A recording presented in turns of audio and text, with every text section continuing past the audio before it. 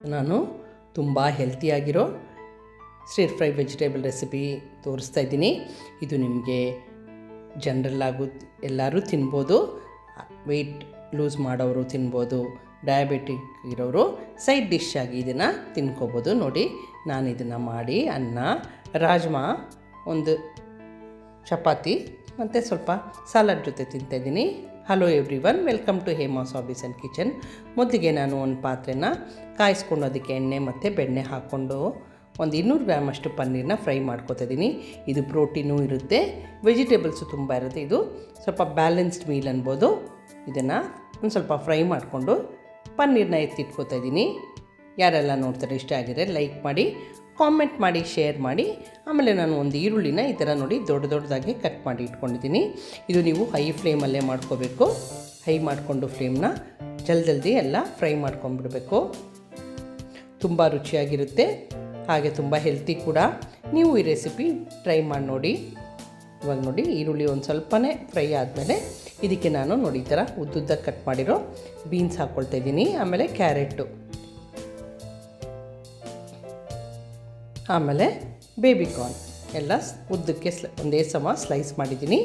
ಇದೆಲ್ಲ ಇವಾಗ ಹೈ ಫ್ಲೇಮಲ್ಲಿ ಚೆನ್ನಾಗಿ ಫ್ರೈ ಮಾಡ್ಕೊಂಬಿಡೋಣ. ಅದಾದಮೇಲೆ ಒಂದು ಸ್ಪೂನಷ್ಟು ಉಪ್ಪು ಹಾಕ್ಕೊಂಡು ಇನ್ನೊಂದು ಸತಿ ಅದನ್ನು ಮಿಕ್ಸ್ ಮಾಡಿಕೊಂಡು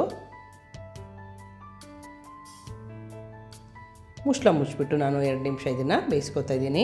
ಇದೇನು ಜಾಸ್ತಿ ಬೇಯಿಸೋಬೇಡ, ಸ್ವಲ್ಪ ಕ್ರಂಚಿ ಆಗಿದ್ದರೆ ತುಂಬ ಚೆನ್ನಾಗಿರುತ್ತೆ. ನೋಡಿ, ಒಂದು 2 ನಿಮಿಷದಲ್ಲೇ ತರಕಾರಿ ಸ್ವಲ್ಪ ಸಾಫ್ಟ್ ಆಗಿಬಿಡುತ್ತೆ.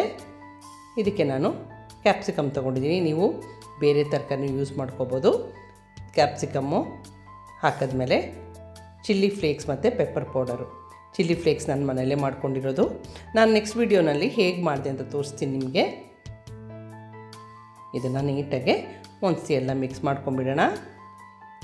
ಯಾರೆಲ್ಲ ನೋಡ್ತಾರೆ ಇಷ್ಟ ಆಗಿರೋ ಲೈಕ್ ಮಾಡಿ, ಕಾಮೆಂಟ್ ಮಾಡಿ, ಶೇರ್ ಮಾಡಿ.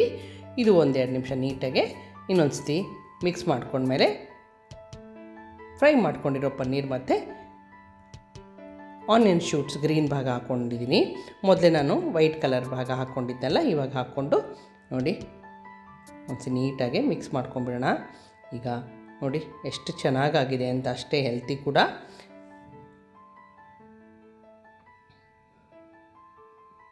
ಇದನ್ನು ನಾನು ಲಂಚ್ಗೆ ಸರ್ವ್ ಮಾಡಿದ್ದೆ.